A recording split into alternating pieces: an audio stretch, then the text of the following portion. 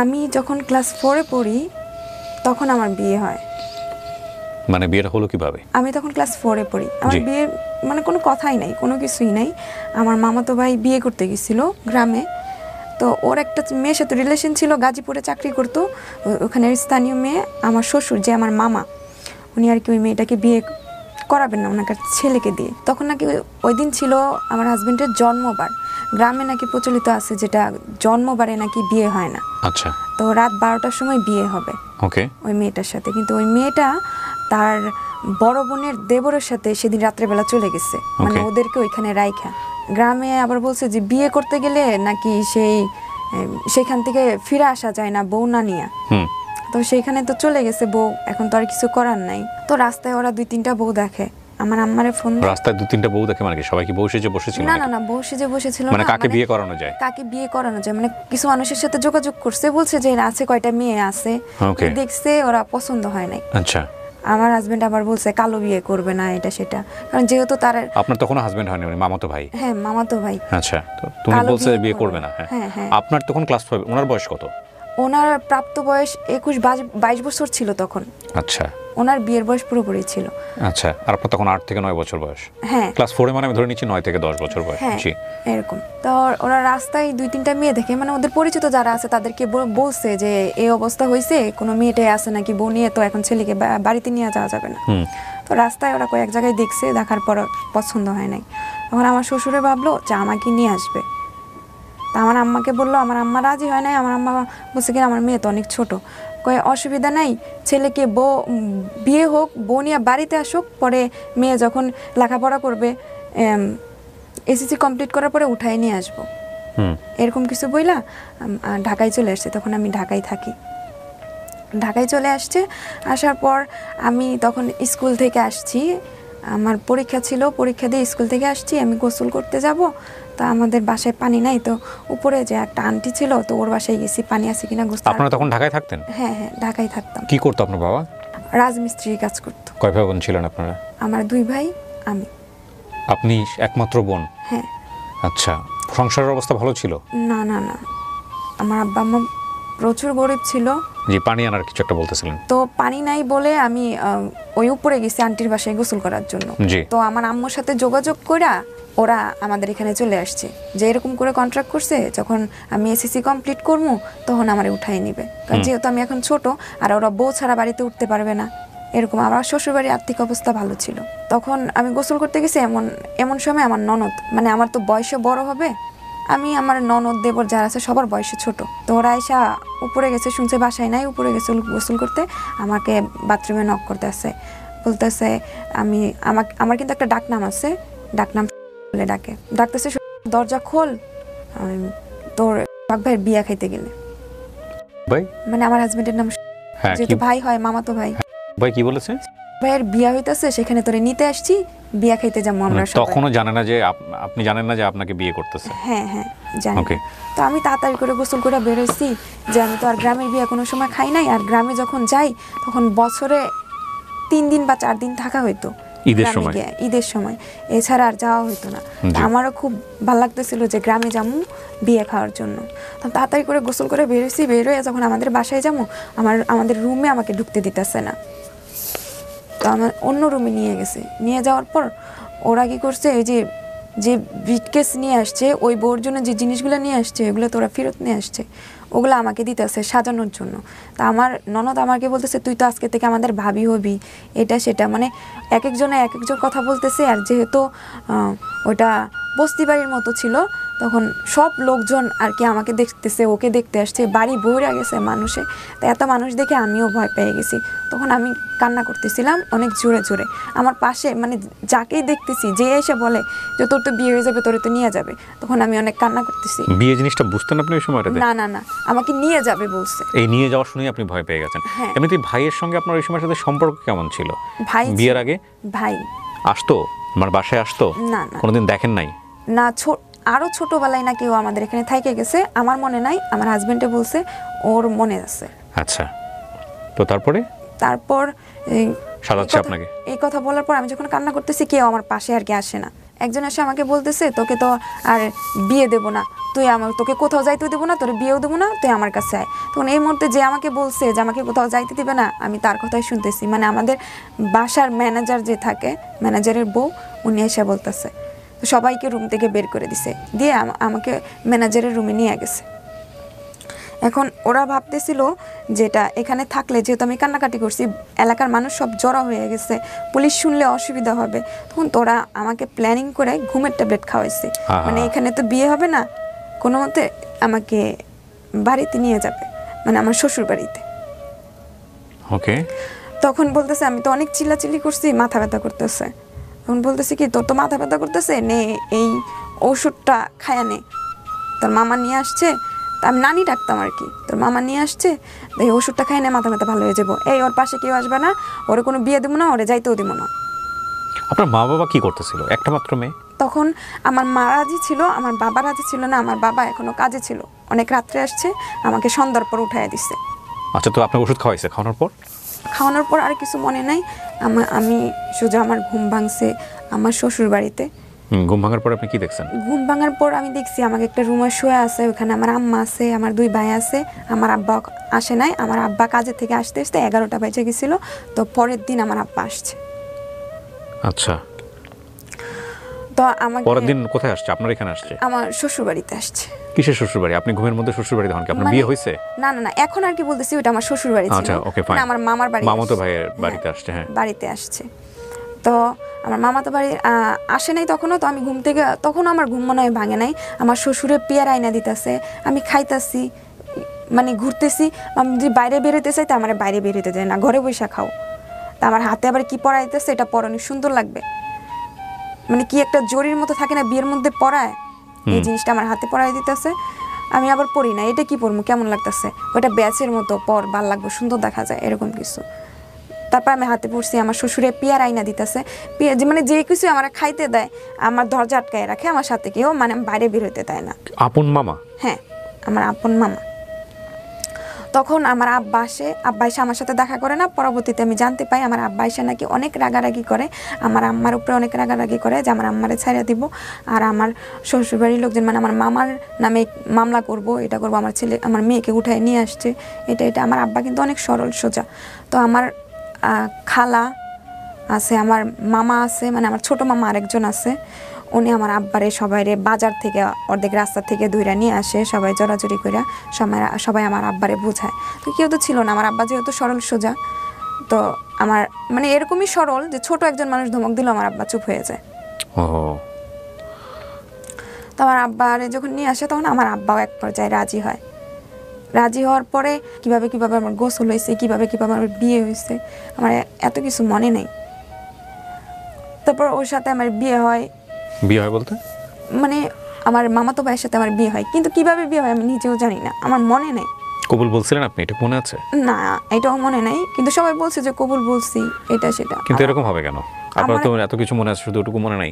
ওটুকু না, মানে আমি তো অনেকটা ঘুমের মধ্যে ছিলাম, আমার কিছু কিছু জিনিস আর কি মনে আছে, আর কিছু কিছু জিনিস আমার মনে নেই। মানে কাজী আসছে, পরে কবুল বলছি কিনা বলছি জানি না, পরে আম্মার সাথে কান্নাকাটি করছি, আম্মা অনেক কাঁদতাছে আমাকে জড়ায় ধরা। পরে আমিও কাঁদছি। কি করতো আপনার মামাতো ভাই ওই সময়টাতে? আমার মামাতো ভাই সময় গাজীপুর চাকরি করতো। হ্যাঁ, তারপরে উনি বিয়ের উদ্দেশ্যে উনি বাড়ি চলে গেছে, ওনাদের ফলের দোকান ছিল, ফলের দোকানদারি করতেছে। এরপর আমি ওইখানেই থাকতেছি, চলতেছি। ও বাড়িতে আসে, ওর মতো আমি ওর মতো, মানে আমি ভাই করেই বলি। কান্নাকাটি করার পর আমার আম্মা আমার সাথে থেকে যায়, আমার আব্বা আমার সাথে থেকে যায়, ওদেরকে না দেখলেই আমি কান্না করি। আচ্ছা। তো ওদের সাথে আমি থাকি। ওরা কিছুদিন থাকার পর মানে ওদের তো এখন চাইতে হবে, আমার শ্বশুরে নাকি আমাকে দিবে না, আগে তো বলছে যে আমাকে দিয়ে দিবে, তারপর যখন আমি এসএসসি কমপ্লিট করি তখন আমাকে উঠায় নিয়ে আসবে। এখন যেতে দিবে না? এখন যেতে দিবে না, আমার আম্মার সাথে নাকি কন্ট্রাক্ট হয়েছে, তা আমরাই পড়াশোনা করাবো।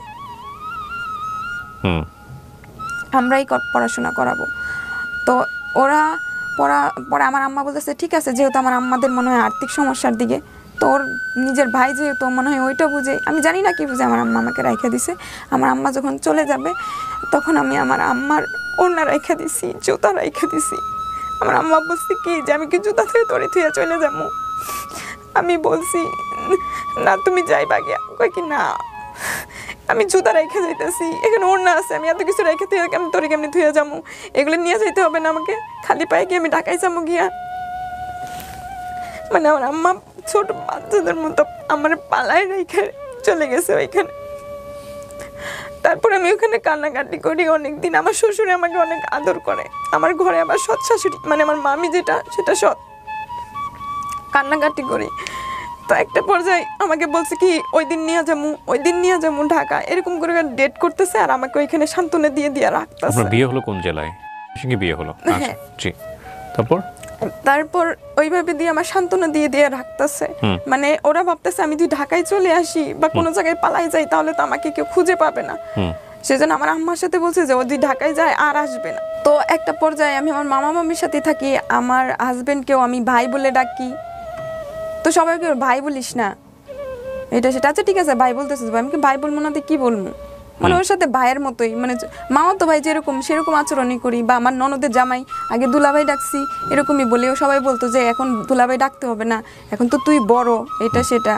আমার দেবরও যেগুলো তাদেরও ভাই ডাকছি, মানে সেটা বলি। এখন সবাই আমাকে বলতো এটা করিস না, ওইটা করিস না, ওইভাবে থাকতে হবে, মানে বড় বড় একটা যেটা, এগুলো আমাকে আর কি বলতো।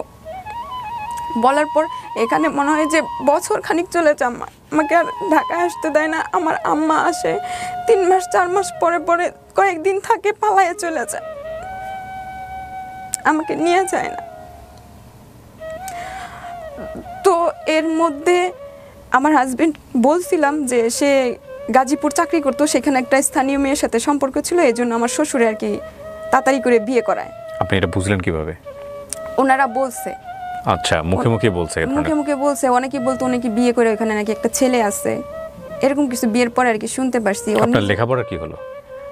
মানে তারপরে আমাকে যখন স্কুলে দেয় আমার শ্বশুরে, তো স্কুলে যাওয়া আসা করি, আমার শাশুড়ি বলে কি মানে 2 দিন না 3 দিন স্কুলে গেছি, বলে কি স্কুলে যাইতে হবে না, পরে অমুকের একটা বউ ছিল, পরে লেখাপড়া করাইছে, অনেক দূর লেখাপড়া করানোর পর জামাই থুয়া চলে গেছে। এই যে ভালো হুজুর আয় না মাদ্রাসায়, হুজুর বাড়িতে আয় না, হুজুরকে দেওয়া যতটুকু পড়ানো উচিত পড়াও। তা আমার শ্বশুরে এটাই করলো, আর স্কুলে যাইতে দেয় নাই আমাকে। তো এর মধ্যে দিয়ে আমার হাজবেন্ডের সাথে আমার ফ্রেন্ডলি, মানে ভাইয়ের মতো ফ্রেন্ডলি সম্পর্ক হয়ে যায়। ভাই ভাই মানে যতটুকু ভাই ভাই সম্মানিত করা লাগে, আমি ওই ভাই ভাই বলি, ততটুকুই সম্মান করি। ভাই বলতেন? হ্যাঁ ভাই বলতাম। বিয়ের পরে ওকে। তারপর যখন ওই মেয়ের সাথেই কথা বলতো, আমার সাথে বসে বসে কথা বলতো, ওই মেয়েকে দিয়ে আমার সাথে কথা বলাইতো, আমিও কথা বলতাম। কি বলতেন ওই মেয়েকে সাথে কথা বলতেন? আপনি বুঝতেন বিষয়গুলো নাকি আপনার কাছে বিষয়গুলো খুব স্বাভাবিক মনে হতো? ও বলতো যে ওই মেয়ের সাথে সম্পর্ক আছে, ওই মেয়েকে একদিন হলো বিয়ে করবে। আমার তো সমস্যা নাই, আমাকে বলছে আমি যদি ওই মেয়েকে বিয়ে করি তাহলে তুই তোর বাপের বাড়িতে যাইতে পারবি। আপনি খুশি হয়ে গেছেন? হ্যাঁ। এই বিষয়টা হলেই আপনি বুঝতে পারবেন যে ওর বিয়ের বিষয়ে ওর রীতিমতো মেন্টালিটি অবস্থাটা কী ছিল, মেন্টালিটিটা কী ছিল আপনারা বুঝতেই পারছেন যে ও এটা শুনে খুশি হয়ে গেছে। তার মানে ওর ভিতরে বিয়ে সেন্স, হাজব্যান্ড সেন্স 0 ছিল। এটা তো crime, definitely it's a crime. যদি ঘটনা হয়েই থাকে এরকম একজন মানুষের জীবন নিয়ে, এটা আমাদের রিলিজিয়নও পারমিট করে না। সামাজিকভাবে তো অবশ্যই, রাষ্ট্রীয়ভাবে তো অবশ্যই ক্রাইম, আমাদের ধর্ম এটা পারমিট করে না। জি। তারপর ও আমাকে যখন বলছে ঠিক আছে আমি ওর সাথে দেখা করতে যাবো, আমি তোদের বাড়িতে নিয়ে যাবো, মানে আমাদের বাড়িতে তো যাইতে দেয় না, ঢাকায় আসতে দেয় না। তো ওর সাথে আমার কন্ট্রাক্ট হয়েছে, তুই কাউকে বলতে পারবি না, তুই কান্নাকাটি করবি বেশি বেশি করে যে আমি আমাদের বাড়িতে যাবো, পরে আমি আব্বারে বুঝাইয়া তোরে আমাদের বাড়িতে নিয়ে যাবো। আমি কিন্তু মামাই ডাকতাম, মামা ডাকতাম, মামি ডাকতাম। শ্বশুর শাশুড়ি যে আব্বা আম্মা বলতে হয় বলতাম না, মামা মামি ডাকতাম, যে ওদেরকে দেখে কান্না করবি বেশি করে, পরে আমি ওদেরকে বুঝাইয়া তোরে নিয়ে যাবো। আর নিয়ে যাওয়ার আগে আমি নাদিরার সাথে দেখা করবো, মানে ও যে মেয়ের সাথে রিলেশন করে ওর নাম ছিল নাদিরা, আমার সাথে ফোনে কথাও বলাইছে। তো আমি বলছি কি আচ্ছা ঠিক আছে আমি রাজি হয়ে যাই। তো সে আমাকে ঢাকায় নিয়ে যাবে উদ্দেশ্য করে সে প্রথমে গাজীপুর আসছে। ট্রেন থেকে সে আমাকে একটা বকুল ফুলের মালা কিনা দেয়, বলছে এই মালাটা নিয়ে ওই মেয়েকে দিবি। আমি আচ্ছা ঠিক আছে। কোন মেয়েকে? ওই যে নাদিরাকে? হ্যাঁ নাদিরাকে। পরে আমার হাতে মালাটা থাকতে থাকতে মানে কেমন করে ধরছি, মালাটা একদম লাল হয়ে গেছে। পরে গাড়ি থেকে নাইমা যখন বলি মালাটা দিব, মেয়েটা যখন আসতেছে না না মালা ফালাই দিয়ে দেওয়া লাগবে না, তুই লাল করে ফেলছস। আমি আচ্ছা ঠিক আছে। পরে ওরা নিয়ে পার্কে বসছে, ওরা এক বেঞ্চে বসছে, আমাকে এক বেঞ্চে বসাইছে। আমি বাদাম ছুঁলা খাইতে পারতাম না, কামড় দিয়ে দাঁত দিয়া বাদাম আর কি ছুঁলা খাইতাম। তারপর আপনার কোনো খারাপ লাগছিল না? না, আমি তো আমাদের বাড়িতে যাবো, এটাই আপনার জন্য সুখের, হ্যাঁ, যে আমাকে বাঁচাকে এই মেয়েটা। তারপরে ওরা দুজন কথা বলতেছে, আমি আরেক বেঞ্চে বসে আছি, আমাকে সে কতগুলা বাদাম ছুঁলা বিছিয়ে আমার হাতে দিয়ে গেছে, আবার বলছে শেষ হয়ে গেলে আমাকে ডাক দিস। তারপর ওরা দুজন কথা বলতেছে। আপনি কি আপনি করে বলতেন না তুই করে বলতেন? তুমি করে বলতাম, ভাই তুমি, okay, ছোটবেলা থেকেই তুমি করে বলছি, ভাই তুমি, ওই তুমি করে বলতাম। বলতেছি যে আমার বাদাম শেষ হয়ে গেছে, আবার ও আবার কথার ফাঁকে ফাঁকে আমাকে জিজ্ঞেস, কিরে তোর বাদাম শেষ হয়ে গেছে? আমি বলতাম যে শেষ হয়ে যাইতো, বলতাম যে শেষ হয়ে গেছে, না হলে না এখনো কয়টা আছে। ও কথা বলতে থাকতো, আমার জন্য বাদাম ছুলতে থাকতো আর কি। তো ওর সাথে কথা বইলা সে আমাদের এখানে নিয়ে আসে। আমাদের এখানে নিয়ে আসার পর আমি আর যাইতে চাই না, আমি আর যাইতে চাই না। মেয়ের সাথে আপনার কথা হয়? ওই যে মেয়েটার কথা বললেন, ওর গার্লফ্রেন্ড? মেয়েদের বাড়িতে আমি যাই, মেয়েদের বাড়িতে যাওয়ার পর আমার মানে প্রথম পিরিয়ড হয়। ওকে, বিয়ের কতদিন পর এটা? বিয়ের বছরের বেশি হবে। ওকে ওকে। তখন আমার প্রথম পিরিয়ড হয়। তো ওই মেয়েটা, তখন আমার জামা কাপড়ের অবস্থা খারাপ পড়ে, ওই মেয়েটা আমাকে জামা কিনা দেয়। পরে ওইটা নিয়ে আমি আমাদের এখানে আসি। আচ্ছা, আসার পর ও সাথে করে নিয়ে যেত, মানে ওর আব্বা বলে দিছে সাথে করে নিয়ে আসার জন্য। তা আমি তো কান্নাকাটি, আমি আর যাবো না, এই যে বললে আমি অন্য জায়গায় পালাই যাবো গা, মানে আব্বা আম্মা দুজি প্রেশার দেয়। তারপর ও আমারে, ওরা প্ল্যান করছে আব্বা আম্মার সাথে, আমি তো জানি না। আমার জামাই আগে চলে আসছে স্টেশনে, তার ঘন্টাখানিক পর আমার আব্বা আম্মা বলতেছে দেশে তো আমাদের একটা ঝামেলা হয়েছে, এখনই দেশে যাইতে হইব, তাড়াতাড়ি রেডি হয়ে নে। আমি কই না, মাত্র হয়ে গেছে, আমি আর যাবো না, ওখানে গেলে আমার থুয়ে আয় পড়বা। কত অন্য গাড়ি দিয়া গেছে কি, আমরা ওখানে যাবো কি, আমরা আমাদের বাড়িতে যাবো, তোর মামার বাড়িতে তো যাবো না। এই কথা বলছে। বলার পর আমরা যখন স্টেশনে আসি, আইসা দেখি আমার জামাই সবার জন্য টিকিট করে রাখছে। টিকিট করে রাখছে বলতে মানে ওরাই প্ল্যানিং করে, যে আমি জানি যে ওর সাথে আমি যাবো না, সেই জন্য আর কি ওরা আগে পাঠাই দিছে, টিকিট করে রাখছে আমার আব্বা আম্মা, আমার জন্য, সবার জন্য। কোথায় যাবেন আপনারা তাহলে? ময়মনসিংহ আসবো। ওদের বাসাতেই? হ্যাঁ। আবার ওদের বাসাতেই? হ্যাঁ হ্যাঁ, কিছুদিন থাকার পর আমি এখানে আসবো। আমি তার মানে আমি বলছি যে কোনোভাবে যদি আমি একবার ঢাকায় পৌঁছতে পারি তাহলে আর আমি আসবো না, বা আমি অন্য জায়গায়, আমাকে ওরা এখন যাইতে যাবে, আমি অন্য জায়গায় কোথাও পালা গিয়ে বসে থাকবো, আমার তো আর কেউ খুঁজে পাইবো না। তো আমার আম্মা মনে মনে ব্যাপারটা বুঝতে পারছে, বুঝতে সে বলতেছে কি তুমি চলে যাও, এরকম কিছু আর কি হয়েছে, আমি তো জানি না যে তুমি চলে গিয়ে ওইখানে টিকিট করে রাখো। মানে যাওয়ার পর তো আমি বুঝতে পারছি যে টিকিট সবার জন্যই করে রাখছে। আপনার আব্বা আম্মা বেঁচে আছেন? হ্যাঁ আছেন। তারপর আমি স্টেশনে যাই, দেখি ওর টিকিট নিয়ে সামনে আইছে। পরে আমি ওইখানেই কান্নাকাটি শুরু করে দিছি অনেক জোরে, আমি যাবো না। কয় কি ও গাড়ি ফেল করছে, গাড়ি পাই নাই, এখন আমাদের সাথেই যাবে। আমি কই কি না, আমি ওর সাথে যাবো না, আমি ওর সাথে যাবো না, এই কথাগুলো বলছি ওদেরকে। ও তো অন্য গাড়িতে যাবে। পরে আচ্ছা ঠিক আছে, অন্য গাড়িতে যাবে, আমরা ওই গাড়িতে। কিন্তু ট্রেন যখন আসছে তখন আমরা একসাথেই সবাই উঠছি। আমি পরে ওইখানেও কান্নাকাটি করতেছি, তাহলে ওই কেমনে আইছে, কয় কি ওর সিট এখানেই পড়ছে, এই জন্য। পরে কোনো মতো করে ওইখান থেকে আমাকে ওদের বাড়িতে নিয়ে আসে, আমাকে আর আমাদের রিক্সা করে নিয়ে ডিরেক্টলি ওই আমার শ্বশুর বাড়িতে নিয়ে যায়, মানে আমার মামার বাড়িতেই আমাকে নিয়ে যায় আমার আব্বা আম্মা। আমি কই কি এদিক দেখে লেগে যাইতেছো, এইটা সেটা, কিছু হইব না, তোরা সাথে করে নিয়ে যাবো। মানে আমি সেখান থেকে, মানে শুরু থেকে কান্না করে করে এই পথ শ্বশুর বাড়িতে গেছি। ওখানে আম্মারা কয়েকদিন, আব্বা আম্মা কয়েকদিন ছিল, থাকার পর ওইখানে আব্বার আমাকে পালাই রেখে চলে গেছে। তখন সবাইও জানতে পাইছে যে ওই মেয়েটার সাথে সে কথা বলে, এখনো যোগাযোগ করতেছে, আর ওর সাথে আমারও কোনো সম্পর্ক নাই তেমন, স্বামী স্ত্রীর সম্পর্ক। তখন তারা কি করছে, যেহেতু শুনছে আমার পিরিয়ড হয়েছে, তো তারা কি করছে, কবিরাজ এটা সেটার কাছে যাইতেছে, দুজি ও অন্য মেয়ের দিকে মন, আর আমার তো এদিকে ওকে চিনিই না।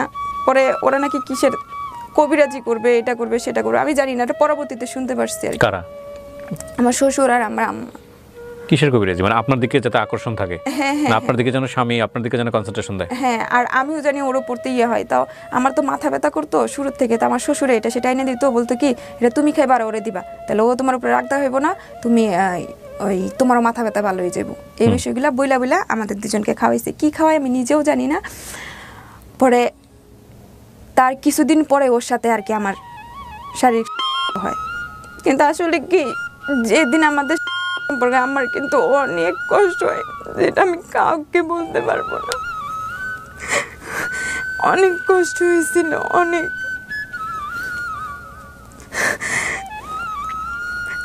তারপর সেই প্রথমবার পিরিয়ড আমার বাপের বাড়িতে হয়, মানে ওই মেয়েটার এখানে আইসা বাপের বাড়ি থেকে শেষ হয়। দ্বিতীয়বার পিরিয়ডের সময় আমার বাচ্চা পেটে আসে। ওহো, মানে বাচ্চাটাও কি পরিকল্পনা করে শ্বশুর শাশুড়ি জোর করে নেওয়াইছে বা এরকম কোনো কিছু? যে বাচ্চা চলে আসলে নাকি ও অন্যদিকে আর যাবে না, এরকম কিছু আর কি ওরা ভাবছে। ওটা প্রথম বাচ্চার বয়স কত? আমার প্রথম বাচ্চার বয়স প্রায় মনে হয় 10 বছর হয়ে গেছে। উনি কি পৃথিবীতে আসছে, মানে প্রথম বাচ্চাটা পৃথিবীতে আসছে? হ্যাঁ হ্যাঁ। তো আমার বাচ্চাটা যখন পেটে আসে আমি কিন্তু জানি না, আমি সকালে যে গোসল করি আমাকে মানে আমার সেলোয়ারে যে সেই গিটটা থাকে সেটাও আমি দিতে জানতাম না। আমি কারো কাছে নিয়ে গিয়ে দাঁড়াই থাকতাম যে আমি বাথরুমে যাবো, আমার গিটটা খুইলা দাও। গোসল করে দাঁড়ায় থাকতাম, আমার শাড়িটাকেও পরাইয়া দাও। ভিজা কাপড়ে এসে দাঁড়ায় থাকতাম। আমাদের পাশে একটা আন্টি ছিল, সে আমাকে সবসময় কাপড় পরাইয়া দিছে। আমি কাপড় পরতে পারতাম না, মাঝে মধ্যে গিট লাগিয়ে গেলে আমি সবার কাছে গিয়ে দাঁড়ায় থাকতাম। তখন আমার বাচ্চা যখন পেটে আসে সবাই অনেক খুশি। আমি কিন্তু এত কিছু বুঝি না। যখন আমার 3 থেকে 5 মাস মনে হয় যখন হবে, তখন আমার পেটের মধ্যে প্রচুর নড়াচড়া করে। তো আমি ভয় পাই, রাত্রে একটু একটু করে কান্দি যে আমার কি হয়েছে, আমার পেটে অনেক নড়ে। আমার খুব খারাপ লাগে যখন, তখন রাত্রে আমি একটু একটু করে কান্নাকাটি করি। একদিন হঠাৎ করে অনেক জোরে অনেক খারাপ লাগতেছে, তো কান্নার সুরটা আর কি একটু জোরেই হয়েছে। জোরে বলতে কি, মানে আমার পাশে যে আমার হাজবেন্ড শুয়ে আছে, আমার মামাতো ভাই, ও আর কি শুই না লাভ দিয়ে উঠছে। ও আবার সুন্দর ছিল তো মানুষ, যখন ঘুম থেকে উঠতো চোখ লাল হয়ে যাইতো। তা আমি আবার চোখ দেখে ভয় পেয়ে গেছি। ওরা বলতেছে কি হয়েছে। পরে ওর কি শব্দতে, মানে যেমন আমি আস্তে আস্তে করে গুনগুন করে কাঁদতেছিলাম, পরে আমি জোরে কান্না শুরু করে দিছি। পরে পাশে থেকে আমার শ্বশুর শাশুড়ি ওরা আসছে, ওরাও আইসা বলতেছে কি হয়েছে, মানে সবার মধ্যে দেখতেছি যে ভয়, বড় বড় চোখ করা, সবার মধ্যে ভয় এরকম দেখতেছি। তখন আমার আরো কান্না আসতেছে, মানে এত কান্না, মানে আশেপাশে যে লোকজন আছে সবাই বলে যে ওই বাড়িতে ছোট মেয়ের বাচ্চা হবে, বিয়ে হয়েছে, ওর বাচ্চা হবে, কিছু হয়েছে নাকি, এরকম মনে করে সবাই আর কি রাত 3টার সময় বাড়ি ভরে গেছে মানুষে। আমার বাড়ি ভরা মানুষ দেখা, ঘর ভরা মানুষ দেখা, মানে আমার লাগতেছিল আমি তখনই মরে যাবো। আমার অনেক খারাপ অবস্থা, মানে কেউ এসে দিদি জিজ্ঞেস করে কি হয়েছে, আমি আর কিছু বলতে পারি না। পরে পাশে যে আমার এক দাদি ছিল, উনি কি করছে, সবাই ঘর থেকে বের করে দিছে। পরে ঘরে দরজা আটকায় দিছে, দরজা আটকায় আমারে বলতেছে দাদু তুই আমার কাছে কত কি হয়েছে। পরে সবাই না দেখে পরে দাদুর কাছে আমি বলতেছি যে দাদু আমার পেটের মধ্যে এমন জোরে জোরে কি নড়তেছে। দাদুর কাছে, মানে আমার যে দাদির কাছে গল্প শুনতাম যে পেটের মধ্যে নাকি সাপের বাচ্চা হইতো, তো ওইটা ভাইবা আর কি আমি ভয় পাইতেছিলাম যে আমার পেটের মধ্যে মনে হয় সাপের বাচ্চা হয়েছে, এই জন্য এত জোরে জোরে নড়তেছে। পরে আমার দাদু কি করছে, গালের 2 পাশে গালের মধ্যে টান দিয়ে ধরে কইতাছে কি এটা তো এরকম করবো, এটা তো তোর বাচ্চাই নড়তেছে পেটের মধ্যে, অন্য কিছু না। আমি এই জন্য বলি যে life is more than drama, জীবন নাটকের জন্য। আপনার মনে হচ্ছে না যে আপনি একটা সিনেমা দেখতেছেন? তারপরে এরকম কিছু হওয়ার পরে উনি সবাই চলে গেছে, তোর কিছুই হয় নাই। পরে একটা পর্যায়ে যখন আমার পেটের মধ্যে নড়তো বা দেখা যাইতো, তো একটা সময় বাড়তেছে, বাচ্চাও বড় হইতেছে, দেখা যাইতো, তখন আমি বলতে আমি দাদু দাদু দেখো এই যে আমার পেটের মধ্যে নড়তেছে বাচ্চা, মানে পেট খালি করে দেখাইতাম। আপনি বুঝতেন না বিষয়, আপনার কাছে ফান মনে হতো বিষয়টাকে, এটা একটা মজার বিষয়। তো এরকম কইরা সে কি করছে, মানে তারপরে ও বাড়িতে আসে না কিছুদিন ধরে, ওই মেয়ের নাকি বিয়ের পাত্র দেখতে আসছে, তো আবার মামাতো ভাই বাড়িতে আসে না কিছুদিন ধরে। তারপরে মানুষে বলতেছে কি ওরা দুইজনে এক জায়গায় কোনো জায়গায় ঘুরতে দেন, মানে এরপরে তো আমাকে বন্দি করে রাখছিল, কোনো জায়গায় যাইতে দেয় নাই। তা আমার আবার নানার বাড়ি, মানে আমার শ্বশুর বাড়ি নদীর এই পারে, আর এই পারে হচ্ছে আমার নানার বাড়ি, মানে তারাও এই পারেই ছিল, পরে ওই পারে চলে গেছে ব্যবসার ইয়ার জন্য। তা আমার ওর তো আবার দাদার বাড়ি হয়, আমার নানার বাড়ি হয়, তো ওরে আর আমার এখানে পাঠাইছে, মানে চর দিয়া যাইতে হয়। আমার এক কাপড় পরায় দিছে ওই আন্টি, মানে সবসময় যে আন্টি পরায় দিত ওই পরায় দিছে। পরায় দেওয়ার পর আমি যখন চরে দিয়া যাইতেছি, চরের যত মানে গাছপালা যা আছে যত কিছু আমার শাড়ির মধ্যে দিয়ে সব পেঁচা ধরছে, মানে পরে যাইতে পারতেছি না। মানে শাড়ি পরা জানতেন না ওই না, সময়টাতে? তারপর আমি ওখানে শাড়ি খুলে ফেলি, খুলে যাওয়ার পর সেখানে বসে শাড়ির এগুলো থেকে সব সরায় দেয়। আমি বলছি আমি শাড়ি পরে যাইতে পারবো না, আর হাঁটতে পারতেছি না, কই তো আইসা পড়ছি। পরে আমি ভাবলাম কি আচ্ছা ঠিক আছে, আমি না করছি, আমি পড়তে পারি না, তারপরে আমার জোর করে, সে তো আর পড়াইতে পারে না, শাড়ি খুলে যখন এগুলো খুলছে, আমি যখন শাড়ি খুলে ফেলছি, পরে সে কোনোভাবে আমার পেঁচায় দিছে, আমি হাঁটতে পারি না। না পারলে যে আমি কি একটু মানে কাপড়টা উঠাইয়া জোরে জোরে লম্বা লম্বা পা দিয়ে হাইটা, মানে ওর থেকে একটু দূরে গেছি, দূরে যেয়ে ওইখানে শাড়ি খুলে ফালায় এক দৌড় দিয়ে আমি আমার নানির বাড়িতে উঠছি, মানে ওর তো দাদার বাড়ি হয়। তখন সে কি করছে, সেই শাড়ি এখানে ফালাইয়া দিয়া ওই রাস্তা দিয়া যাইতাছে, আর নানার বাড়ি উঠতেছে, আমার শ্বশুরের বক্তাছে বাচ্চা আমার বিয়া করাইছে, আমি কইছি আমি বিয়া করবো না, এটা সেটা, মানে আমার শ্বশুরের উপরে রাগ ঢালতেছে। তো এরকম হইলে আমার নানির বাড়িতে গেছি, তার মোট ওইখানেই সে একটা পর্যায়ে সে ওই মেয়েকে একদিন হলো বিয়ে করবে, বাট সে আমার উপরে দায়িত্ব পালন করে যাবে, যেহেতু আমার বাচ্চা হবে। তখন আমার যখন বাচ্চা পেটে 7 মাস, তখন আমাকে ঢাকায় দেয় আমার মার কাছে, আর দেয় নাই। তখন আমাকে ঢাকায় দেয় আমার মার কাছে, আমি তো অনেক খুশি আমার মার কাছে যাবো। তো আমার মা নিয়ে আমার বিভিন্ন জায়গায় ডাক্তার দেখায়, ডাক্তার বলে যে ওনার বাচ্চার অবস্থা এতটা ভালো না, যেহেতু আমার বাচ্চা অনেক ছোট, হাফ কেজি হয়েছিল, আমার বাচ্চার অবস্থা ভালো না। 500 গ্রাম, হাফ কেজি মানে 500 গ্রাম। আমার বাচ্চার অবস্থা ভালো না, এটা সেটা এরকম বলতেছিল। একটা সুস্থ বাচ্চার ওজন জানেন আপনারা? ওই হাফ কেজি যে বললো, একটু গুগল করে নিয়েন, যেহেতু আমার 2টা বেবি আছে, সো কিছুটা হলো জানি। আমি যতদূর জানি যে এটা 2.5 থেকে 3 কেজি প্লাস, হ্যাঁ, সেখানে একটা বাচ্চার ওজন 500 গ্রাম। তো এরকম, আমি যদি ভুল বলে থাকি আমি সরি বলছি, বাট আমার এটা একদম মানে গুগল করে নলেজ না, আপনারা চাইলে করে দেখতে পারেন, বাট এটা খুবই আন্ডারওয়েট বেবি, ব্যাপারে কোনো সন্দেহ নেই, এবং এটার প্রেক্ষাপটটা আপনারা দেখলেন। হ্যাঁ, তারপর আমার আম্মা আমাকে ডাক্তার দেখায়, কোনো পরে অনেক কিছু ওষুধ খাওয়ায়, অনেক ফল টল খাওয়ায়, এরকম কিছু। পর একটা সময় যখন এর মধ্যে আমার শ্বশুরবাড়ি থেকে আসার পর মানে 15 দিন পর আমার একটা অসুস্থ হয়, যেটাকে এই ধাস্তু বমি বলে, বমি পাতলা পায়খানা দুইটা একসাথে। তো হঠাৎ করে আমার বমি পাতলা পায়খানা একসাথে। আপনি আমাকে একটু বলেন তো, আপনার ক্লাস 4 থাকতে বিয়ে হলো, বিয়ের কয় বছর পর আপনার বাচ্চা হয়েছে? বিয়ের মনে হয় 1.5 বছর পর, এরকম 1.5-2 বছর। তাহলে ওর বয়স কত? 11 থেকে 12 বছর। সেকেন্ড পিরিয়ডের সময় আপনি কনসিভ করেন। হ্যাঁ। তো এখন আপনি বুঝতে পারেন যে ওর বেবি হেলথ বা ফিজিক্যাল হেলথের জায়গা থেকে কি অবস্থা। জি, তারপর আমাকে এর মধ্যে দিয়া আসার কিছুদিন 15 দিন পরে আমার যখন পাতলা পায়খানা বমি হয়, তখন মানে আমার মরার অবস্থা হয়ে যায়, চোখের সামনে রক্ত জমা হয়ে যায়, এরকম হয়ে যায়। তো সবাই বলছে যে মারা যাবে। তো একটা পর্যায়ে আমার আম্মা আমাকে উত্তরসূর করে কোরআন শরীফ পড়তেছে, সবাই কয়েকজন মিলা, এরকম অবস্থায়। পরে আমার আম্মা আমাকে মেডিকেলে নিয়ে যাওয়ার পর ওইখান থেকে সুস্থ হই, কিন্তু বলছে যে বাচ্চা নাকি মারা গেছে, এরকম কিছু।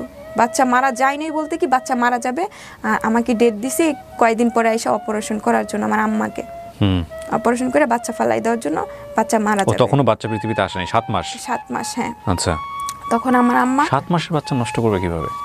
বাচ্চা অনেক ছোট ছিল। হ্যাঁ, তারপর তো বাচ্চা আমার যখন এরকম অবস্থা হয়েছে, তো আমার বাচ্চাও নাকি মানে শুকনায় পড়ে গেছে, বাচ্চা মানে বাচ্চা খাবার পাচ্ছে না, সোজা কথা যেটা বলে, পেটের খাবার যেটা দরকার, মারা যাবে, বাচ্চা মারা যাবে, এরকম কিছু বলছে, যে বাচ্চা হয়তো টিকবে না, আপনারা আয়সা একটা চেক আপ করে ওনার অপারেশনটা করাই নিয়ে যান। আমি সুস্থ হওয়ার পরে হসপিটাল থেকে যখন আমাকে দিচ্ছে, তখন আমার আম্মা সেই মুহূর্তে গেছে, সেদিন ডেট হচ্ছে, মানে অপারেশন করে বাচ্চা করে দেবে। আমি যখন বাসা থেকে বের হব অপারেশনের জন্য, মানে ডাক্তারের কাছে নিয়ে যাবো, চেক আপ করে পরে হয়তো বাচ্চা কিভাবে পেটে থেকে বের করতে হয় সেই ব্যবস্থা তারা করবে। আর পেটের মধ্যে ডাক্তারের কাছে ফোন দিয়ে আবার জানতে বলছে যে পেটের মধ্যে নড়াচড়া করে নাকি, আমি কোনো নড়াচড়া পাই না, মানে যে নড়াচড়াটা পাইলে আমি সবাই দেখাইতাম এরকম কোনো নড়াচড়া হয় না। বাসা থেকে বের হওয়ার পর কিছুক্ষণ পরে মানে রাস্তার মধ্যে আমার পেটের মধ্যে নড়াচড়া করতেছে একটু একটু, আম্মা আমার পেটের মধ্যে না একটু একটু নড়াচড়া করতেছে, চল যাইয়া দেখি কি অবস্থা। পরে যাওয়ার পরে ওখানে আমার আলটা করাইছে, ওরা বলছে বাচ্চা তো এখনো মারা যায় না, ওর হার্টবিট চলতেছে, আমার মনে হয় আপনারা অপারেশন করে ফেলেন, হয়তো বাঁচবে না, এরকম কিছু বলছে ডাক্তার বলেছে। হ্যাঁ, পরে আমার আম্মা বলছে কি এখনো যেহেতু জানটা আছে, আচ্ছা দেখি কিছুদিন।